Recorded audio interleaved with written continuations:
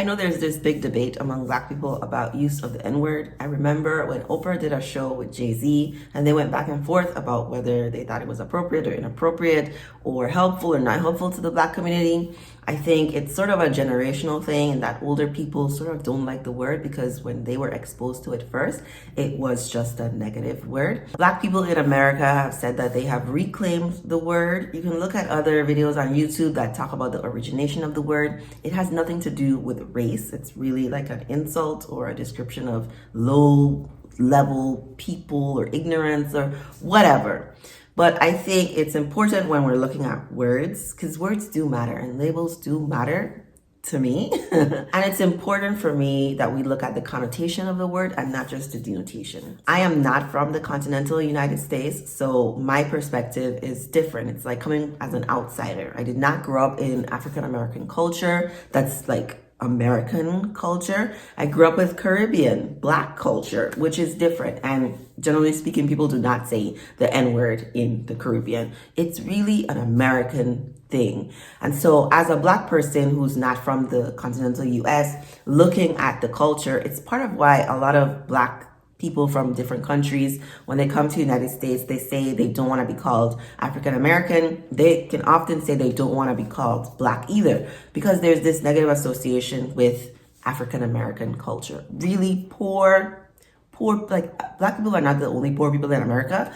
I know that's sort of how the media plays it to be, but the poor Black culture of America is very distinct. And a lot of people don't want to be associated with poverty. So I like to say it's never just one thing. Like the reasoning for, Black poor culture is very complicated and complex. It's not just one reason. Similar to that, not wanting my son to say the N-word, it's not really about the N-word. It's about the whole collective, like the whole culture around most of the people, half of the people who say the N-word. It's very, very specific. So in my daily interactions, I do not talk to people who say the N-word. Like, I don't have a lot of friends to begin with, but I don't have a lot of American friends either.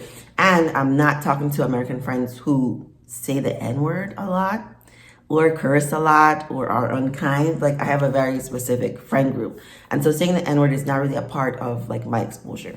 Most of the time when I hear the N-word, it's in music because I like rap, I like hip hop. I will hear the word then.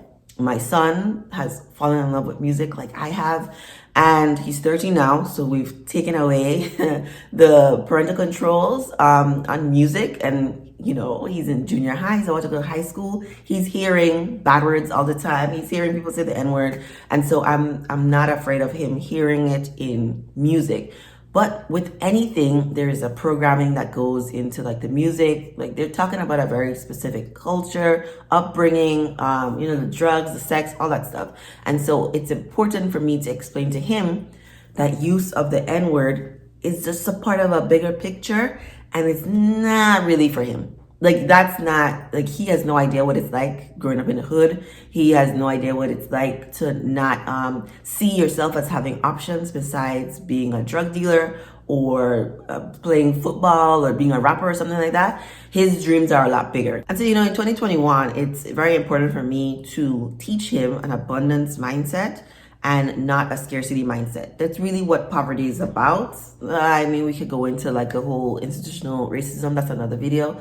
But a big part of poverty is, laws that are made to oppress people, but also the mindset that goes into staying in poverty. And if you have never, like before you get mad at me, I'm not shaming anyone. I think it's okay to acknowledge the reality of the situation that in a lot of poor communities, there are people who really can't see past being poor. And they have some power, some, maybe not all, to make changes in their life, to not be poor anymore. But it's very, very difficult when your mindset is a specific way.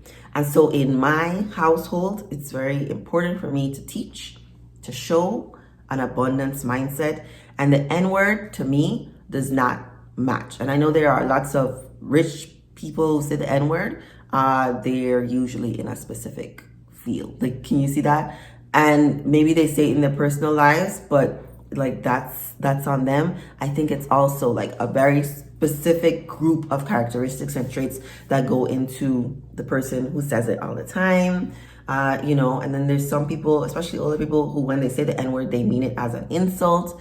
So, you do what works for you and your family, and I'm gonna do what works for me and my family. Let me know what you think in the comments. Remember to like, subscribe, and share this video with someone you think it may help. Thank you.